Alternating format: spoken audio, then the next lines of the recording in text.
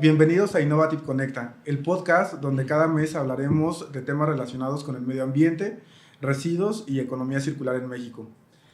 Mi nombre es Juan Manuel y les agradezco sincronizarnos el día de hoy. Hoy hablaremos de un tema que cobra gran relevancia y es el manejo integral de los RPBIs, residuos peligrosos biológico-infecciosos en México. Según la Secretaría del Medio Ambiente y Recursos Naturales, en México se generan alrededor de 1.2 millones de toneladas de este tipo de residuos al año. Es por ello que el día de hoy tenemos a dos invitados que nos van a platicar un poco más a detalle sobre este tema. Eric, bienvenido. ¿Qué tal? Muchas gracias, Juan Manuel. Eric Verduzco, ingeniero ambiental de Grupo Innovative. Fernanda. Hola, gracias a todos por sintonizarnos. Fernanda Hernández, ingeniera ambiental, también trabajo en el equipo de Innovative. Gracias y bienvenidos a los dos. Muchas gracias, Juan Manuel. Eric, hoy en día todavía sigue habiendo ciertas dudas acerca de la separación de este tipo de residuos. Muchas veces llegan a confundirse residuos peligrosos con residuos peligrosos biológico-infecciosos. ¿Cómo podemos identificarlos de manera correcta? Correcto. Sí, yo creo que es un tema que confunde en la mayoría de las ocasiones por el simple hecho de que al final es, por la definición, los dos son residuos peligrosos, pero se pueden identificar por la definición básica de que el residuo peligroso es cualquier material o producto que al ser desechado contiene al menos una de las características corrosivas, tóxicas, reactivas, tóxicas o inflamables. Esto también cubre los envases, los embalajes y hasta los suelos contaminados por estos. A diferencia de los residuos biológicos infecciosos, que esos tienen otra definición. Muy bien. Fernanda, nos queda claro el tema de los residuos peligrosos. ¿Qué nos puedes explicar de los residuos peligrosos biológico-infecciosos? ¿Cuál sería la definición para que la gente le quede claro? Los residuos peligrosos biológico-infecciosos básicamente son aquellos que entraron en contacto con agentes infecciosos. Los agentes infecciosos son microorganismos en cantidad suficiente para generar un impacto negativo, ya sea en la salud de las personas o en el medio ambiente. Ok, hoy en día entiendo que uno de los principales generadores de este tipo de residuos es el sector salud.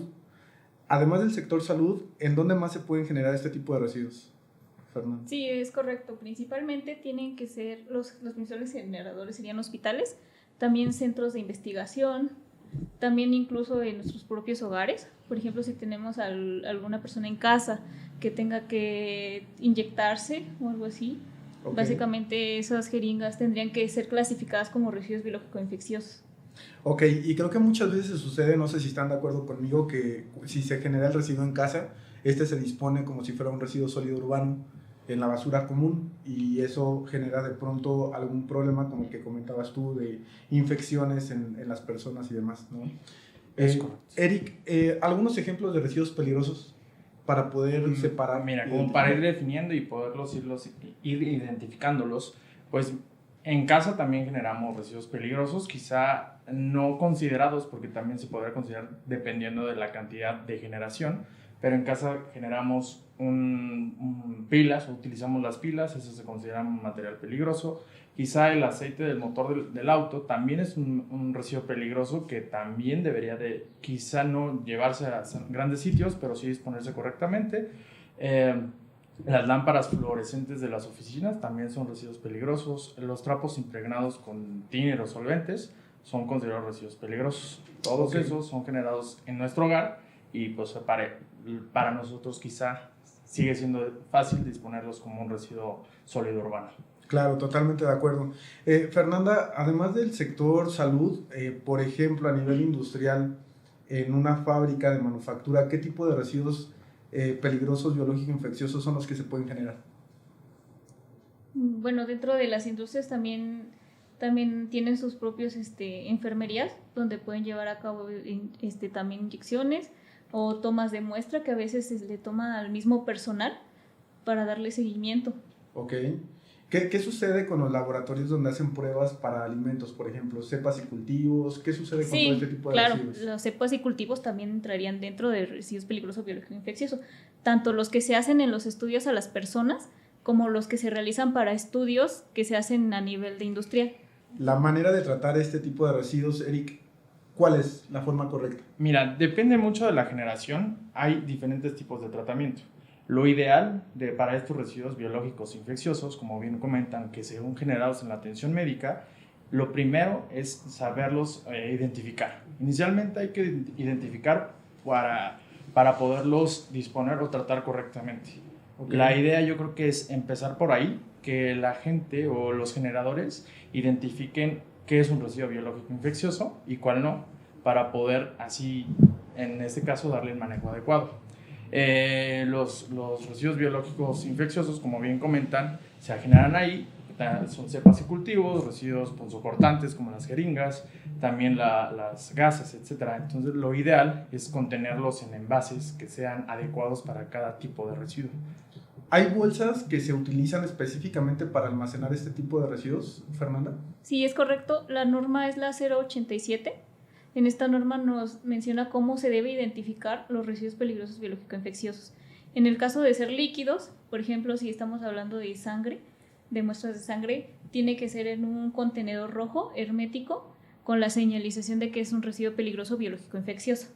Okay. En el caso de ser jeringas, o material que se utilizó para las muestras, cultivos, serían en bolsas rojas de polietileno.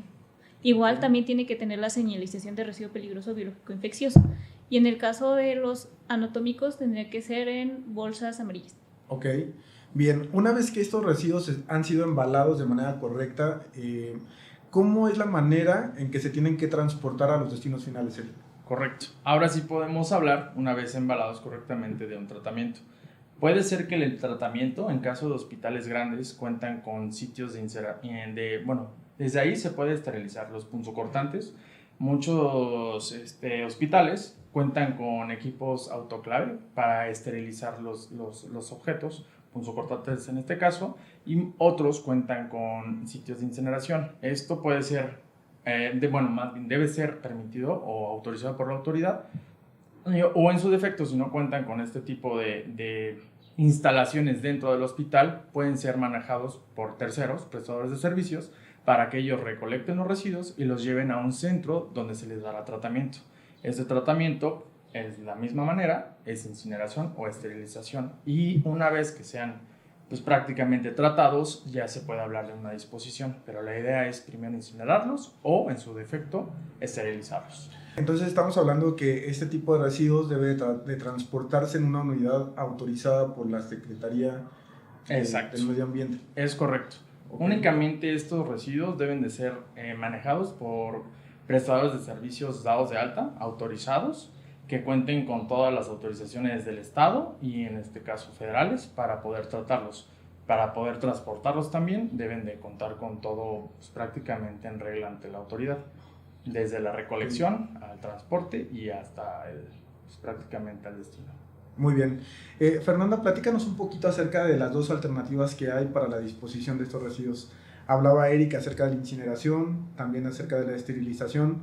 ¿Cómo es el proceso en cada una de las fases? Bueno, estamos hablando de dos procesos diferentes, que serían procesos físico-químicos. En el caso de la incineración estamos hablando de, en palabras fáciles de entender, quemar estos residuos para quitarles estas propiedades de los agentes infecciosos, y al final de cuentas, ya teniendo esa baja o ese cero problemática de los agentes infecciosos, ya se pueden llevar a una disposición. En el caso de la esterilización es un proceso físico-químico igualmente, donde a través de ciertas reacciones estamos buscando que también se elimine ese agente infeccioso, que es el que le da la propiedad de residuo peligroso biológico infeccioso. Bien, ahora, ¿se debe de generar algún tipo de documento para la disposición de este tipo de residuos, Eric? Correcto. La norma nos indica que cualquier residuo peligroso debe de ser transportado, dependiendo del tipo de generador, debe de contener un documento que avale la trazabilidad de estos residuos. En este caso es el manifiesto, donde vienen identificado el generador, al que transporta el material y al sitio donde son confinados. Muy bien. ¿Y qué recomendación podemos dar, Fernanda, para que las empresas o quien nos está escuchando en este momento sepa qué empresas son las que están autorizadas para la transportación de este tipo de residuos y la disposición adecuada? Sí, correcto. La Semarnat nos ayuda a encontrar estos prestadores de servicio. Ellos tienen un listado donde vienen incluidas todas esas empresas que están dadas de alta para el transporte, para el tratamiento y disposición final de estos residuos. También cuando se contacten con alguna empresa que diga que se dedica a esto, ustedes pueden pedirles que les compartan esta autorización vigente. Tienen que tener estas ciertas características estas empresas. Por ejemplo, si hablamos de transporte, tienen que ser transportes cerrados, cajas cerradas, tienen que tener adecuaciones en caso de que haya algún tipo de derrame y sobre todo lo más importante, que al momento del transporte no se revuelva con otro tipo de residuos. Por eso es importante que cuando se contacte con alguien que diga que presta ese tipo de servicios, les compartan sus autorizaciones. Eric, ¿qué sucede si en algún momento en alguna unidad cargamos un RPBI y la unidad no está autorizada? ¿Qué sucede en esos casos? ¿Hay alguna multa por parte de la Secretaría del Medio Ambiente o únicamente es que estamos haciendo mal el proceso, pero no hay alguna implicación legal? Mira, como tal, para microgeneradores no podría considerarse que no habría una multa, ¿no? En este caso podemos contener los residuos. Si somos pequeños generadores en casa, podemos disponerlos en correctos envases mientras estén identificados. ¿Por qué? Por el tema del manejo. Yo creo que el tema de los residuos biológicos, pues a las personas de los recolectores, en este caso de la basura, pueden pues al no identificarlos pueden causarles un daño, y nosotros también podemos llevarlos a centros donde acopien estos residuos, ¿no? Y no estaríamos incurriendo como en un tema ilegal, por así decirlo. Pero al ya ser un gran generador o a pasar a escalas mayores de generación, lo importante es que los prestadores de servicios cuenten con estas autorizaciones, como bien comentaba mi compañera, que las unidades tengan cámara de refrigeración en caso de que sean residuos pues biológicos infecciosos, que cuenten con los banderines de seguridad, todos los aditamentos especiales y en específico la autorización, porque sí, en resumen, sí podríamos estar cayendo como generador. Al final la responsabilidad es nuestra hasta que el residuo esté en su sitio de disposición final. Y Fernanda, sobre esta parte de la trayectoria que tú llevas en Innovative, ¿has encontrado alguna situación específica en el manejo de este tipo de residuos que haya generado un conflicto o que de pronto haya causado algún daño a terceros? Bueno, como tal, afortunadamente, experiencia con este tipo de situaciones no he tenido, pero sí es muy importante identificarlos porque bien como menciona Eric, también es un tema de empatía. Hay personas que manejan este tipo de residuos y es muy delicado. Ponían el ejemplo de COVID, incluso en su momento había una norma específica para estos residuos. Al momento de entrar en contacto, no sé, con cubrebocas o algún aditamento que utilizaron con personas contagiadas es un riesgo. También otro ejemplo, hay que recordar que hay algunas enfermedades que se pueden transmitir a partir de la sangre.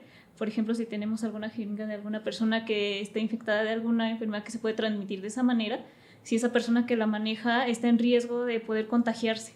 Entonces sí, es un tema también legislativo y también ambiental, pero creo que también es un tema empático con las personas que se dedican al manejo de estos residuos. Correcto, totalmente de acuerdo contigo. Muy bien, Eric, bueno, finalmente tendrás un consejo para la audiencia, para quienes nos escuchan, para que el manejo de los RPDI sea el adecuado. ¿Qué nos recomiendas? Pues miren, inicialmente yo creo que desde casa, desde hogar, en este caso en casa es importante identificar todos los tipos de residuos. En este caso, los biológicos infecciosos ya vimos que sí los generamos, sí somos generadores, quizá en una proporción menor, pero hay que aprender a identificarlos porque de ahí depende dónde determinan nuestros residuos. En el caso de la industria, también yo creo que es de mayor importancia por el tipo de generación o gran generación de estos. Yo creo que lo ideal es acercarse con especialistas del tema. En este caso, en Innovative, realmente contamos con personal que puede llevar desde la segregación, desde la separación hasta la identificación y acercarse y darles como un manejo adecuado a sus residuos. Hay empresas que se dedican a esto y nosotros yo creo que podemos acercarlos a ellos para que los especialistas los asesoren en este tema de qué tipo de residuos generan, cómo manejarlos y pues lo mejor es que sepan prácticamente dónde van a terminar sus residuos con la trazabilidad de ellos. Muy bien, Eric, gracias. Fernanda, bajo lo que comenta Eric, ¿tú consideras que es importante que haya un especialista para el manejo de RPs y RPBIs dentro de la industria? ¿Y qué le recomiendas a la audiencia para que todo el proceso de la segregación, del acopio y del tratamiento se haga de manera correcta?